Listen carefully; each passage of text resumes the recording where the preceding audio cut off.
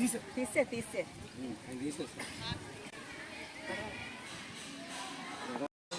1949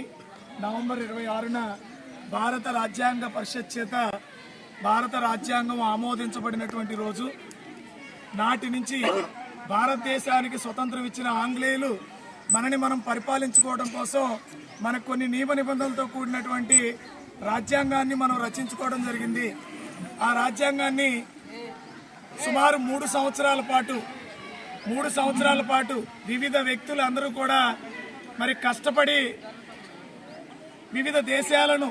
సందర్శించి అమెరికా నుంచి ప్రాథమిక హక్కులు, అలాగే రష్యా నుంచి ప్రాథమిక విధులు, ఆ దేశ సూత్రాలు, ఐర్లాండ్ నుంచి ఎక్కడ మంచి లక్షణాలు ఉన్నాయో ఆ దేశ రాజ్యాంగాల నుంచి మంచి విషయాలను తీసుకొచ్చి డాక్టర్ రాజ్యాంగ రచనా సంఘం అధ్యక్షుడిగా ఉండేటువంటి